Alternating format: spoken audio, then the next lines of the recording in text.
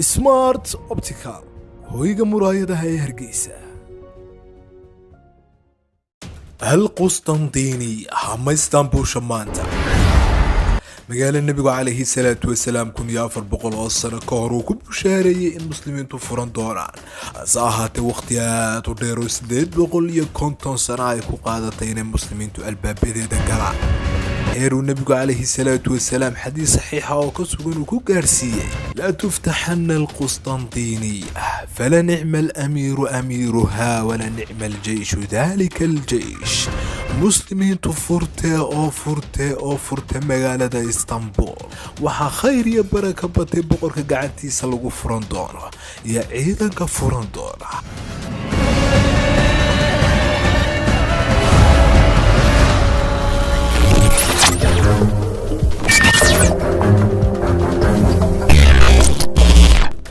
مقالة القسطنطينية أما بس إذا قرن وقتها مقعي لو بحي سنة يكون سقال بقولي سلطان كيا اسطنبول ومقال النبي عليه الصلاة والسلام مسلمين توقف بشاري إني فران دوران صاحات المسلمين تاي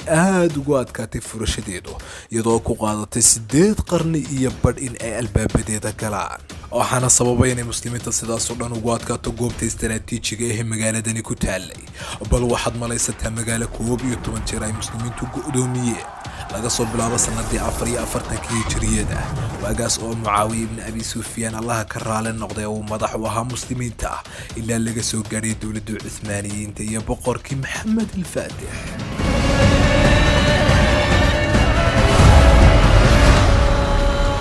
muuqaalka ku xigayeen ku soo qaadan doona furashada magaalada tan saahaate waxay la noqotay in fiidiyogan kaga warano ay geesiga islaamka Allah subhanahu wa ta'ala gacantiisa uu ku suurta galiyay in uu ku furto magaaladan qadiimiga in badanna muslimiintu ku dhibtoodeen qaatayna kuna guuleystay darajadii nabi maxamed alayhi salaatu wasalaam uu sheegay cid furata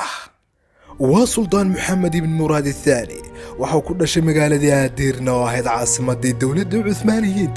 سنة كنا فربقول كوبي ستيتنكي حق تراهنا وحو نقونا يا سلطان كي تضباد صومر الدولة العثمانيين وحنا لقونا نيسا محمد الفاتح أما بأبو الخيرات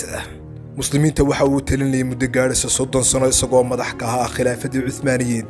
صدن كاسنا مسلمين توحي كنا لوني وناق يا خير هادو تربطا يقوا دون كوكو صندير عواقاس maamulkii boqortinimada dawladda Uthmaniyiinta waxa uu la wareegay kadib dhimashadii aabihi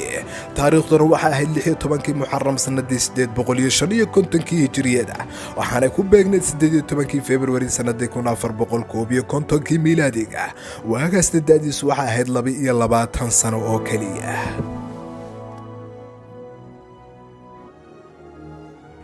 haddii aynu ka warrano shakhsiyadii Muhammad al-Fatih السلطان محمد الفاتح وحولها شخصية آدو هير سريسا يساقو ديقيس أما بقيركيس كاقا سوعنا أقوني كرتي آدو بضا وحانو كوانا اكسنا اللوقضاها يساقو كواهل جري اللوقضا آدو ترابضانو يقوه هوينايين كو يقو عانسانا واقاسي لقاقا هل جري أدونكا sidoo kale waxa uu danay gaarsiin jiray akhrinta iyo diraasaynta buugaagta taariikhda arintaasina aakhirkii waxay ka caawisay inuu aqoon dheeriyo u yeesho hab maamulida loo maamulayo dawladii aadka u ballaadhnayd ee Uthmaniyiinta sidoo kale buugaagta taariikhda akhriye jiray waxay aqoon dheeriyo ka siisay hab maamulida dagaalada ilaa aakhirkii lagu naanaysay Muhammadkii furtaha ahaa Muhammad al-Fatih kadib markii uu albaabada u furay magaalada Istanbul isagoo ka adkaaday dawladii Byzantiyiinta محمد الفاتح كهر فرشدي مقالة اسطنبول طلاب النوعية بوقاضي أصاحات اسبدل النوعية بكسمية دولة ديات كو بلارنا يدا بيهو كردحلي كو إسلام مركبة وحاو طلابه هرلو قاضين وكبعية دقاليه دولة دا إساقو دقاتي دنكايين ولما خرشاتيات كو ترد بدنايك بحي دولة دا sidoo kale waxa uu sameeyay ila dhaqaaleedyaad u tiro badan oo kale si uu u kobciyo dhaqaalaha dawladda isagoo isu diyaarinaya miisaaniyadda aadka u tirada badan leh ku bixi doonta dagaalka faraha lagaga guban doonay oo ku furan doona Istanbul sidoo kale waxa uu danayn gaarsiiyay ciidamadii militariga ee dawladda Uthmaniyiinta waxaanu sar u qaaday mushaharaadkoodii isagoo sidoo kale ku gaashaamay hubkii ugu casrisanaa ee waqtiga duweynaha ka jiray waxaayana uu shaqo horle ka qabtay horumarinta goboladii ay ka koobneyd khilaafadii cuthmaaniyiintu waxaanu xilalkii ka qaaday in badan oo ka mida barasaabadii ka talinayay dowladda cuthmaaniyiinta goboladeeda nimanka goboladaas haysta oo xagga shaqada gaabisku ahaa waxaanu ku bedelay kuwa kale uu arkayay inay tayo ahaan iyo sidoo oo kale howlkarnimo ahaanba aada uga wanaagsan yihiin kuwii hore sidoo kale ilgaara ku eegay dadkii kaag dhawaa ee madaxda ahaa isagoo oo siiyey tababaro la xidhiidha dhanka maamulka iyo sidoo kale militariga arrintaasi oo horseeday in dowladii cuthmaaniyiintu guud ahaan ay degto horumar ballaadhana ay ku tallaabsato soomaalidu waxay ku mahmaahdaa tiisaba daryeelaatu kala ku dare as-suldaan maxamed ilfaatix kadib markii uu dejiyey xaaladii gudeed ee dowladiisa waxa uu dhaqaajiyey dhankaayatii dibadda isaga oo dardargeliyay ciidamadiisii waxaanu weeraro horla ku qaaday dhulalkii ay haysteen dowladii kristanku isagoo oo doonayay in uu furto kuna baahiyo kuna fidiyo diinteenna suubana islaamka runtiina weerarada ba'naa ee uu ku qaaday dowladii bisantiyiinta waxa uu ka keenay guulo hor leh arrintaana waxa ku gacan siiyey arrimo dhowr ka mid ahaayeen khilaafaad u ba'naa oo kala dhexeeyay dowladda bisantiyiinta dhigeeda dowladaha reer Yurub ee kiristanka ah iyo sidoo kale khilaaf daakhili ah oo iyada dhexdeeda ka aloosana السلطان محمد الفاتح اسكمو هنلين تاق درada iyo dacfiga haysta dowladda bisantiyiinta hase ahaatee intii taagtiisii timirtiisayd ayaa u dardargeliyay ciidamadiisa si uu u furto magaalada alqustandiniya oo caasimad u ahayd dowladii bisantiyiinta ahaydna xaruntii rasmiga ahayd ee laga soo diri jiray ciidamadii duulaanka ku soo qaadi jiray magaalada alqustandiniya amaba istanbuulsha maantu waxay ahayd meel ay in badan ku tashtaan dowladaha kiristanku si gaar ahna ay ugu fahanto dowladda bisantiyiinta ee ay caasimada u tahay sidaa daraaddeed suldaan maxamed ilfaatix waxa uu doonayay inuu magaaladan furto si ugu guulaysto bushaaradii nebi maxamed calayhi salaatu wasalaam una xaqiijiyo wixii ay tahli kari waayeen awooyaashiisii ka horreeyey iyo sida oo kale dhammaan hogaamiyeyaashii muslimiinta tan iyo laga soo bilaabo dowladdii umawiyiinta waxaad isweydiinaysaa oo maankaaga iyo maskaxdaada ka dhex guuxaysa talow magaalada tana maxaa loo siinayaa ihtimaamkii ahmiyadda intan leeg ee ay kaga gedisan tahay magaalooyinkii kale ee waagaas ka jiray adduunka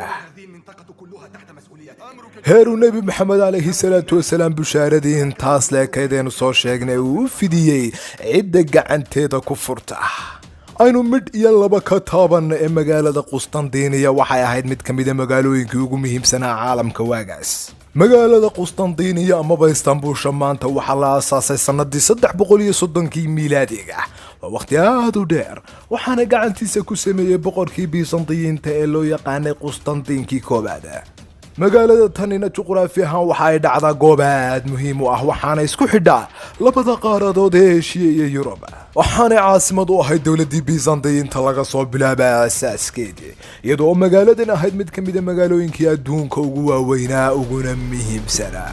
sidaa daraaddeed nabigu calayhi salaatu wasalaam waxa uu muslimiinta ugu bushaareeyey marar badan oo ka mid ahayd dagaalkii khandaq markii ay muslimiintu ku jireen ee nafahooda ay u baqaneen lana dagaalamayeen quraysh inay furan doonaan magaaladii caasimada u ahayd boqortooyadii waagaas adduunka ugu weynayd arrintaasoo mu'miniinta u ahayd niyadis hase ahaatee munaafiqiintu ka dhigatay dheeldheel bushaaradaa jirtay aawadeed ee nebigu calayhi salaatu wasalaam ugu bushaareeyey cidda gacanteeda ku furanta magaaladan aawadeed waxa ay khulafadii muslimiinta ama madaxdii soo martay dowladihii kala gedisnaaya islaamku geed dheer iyo ku gaabanba u fuleen sidii ay u furan lahaayeen magaalada tan muuqaalkeennan ku xiga ayaynu insha allah bismillaahi alkariim kaga hadli doonaa furashadii magaalada qustandiniya iyo jabkii iyo dagaalkii ba'naaya dhex maray muslimiinta iyo kiristankii magaalada tana haystay dagaalka kaasi oo socon doona muddo bil iyo badh ah muuqaalka aadka u xiisaha badan ee nagu soo aadan si aad u daawato fadlan nagu soo bir adigoo subscribe taabanaya gambaleelkana furanana gaadhsi taargetkayga ah in aanu gaadhno 50,000 oo subscriber intaanu sanad ku dhammaan muuqaalka kan hana like saar una sii sheergara asxaabtaada si looga wada faa'iideysto wayno iyo muuqaalkan xiga nabadeey wa salaamu calaykum wa rahmatullaahi wa barakaatuh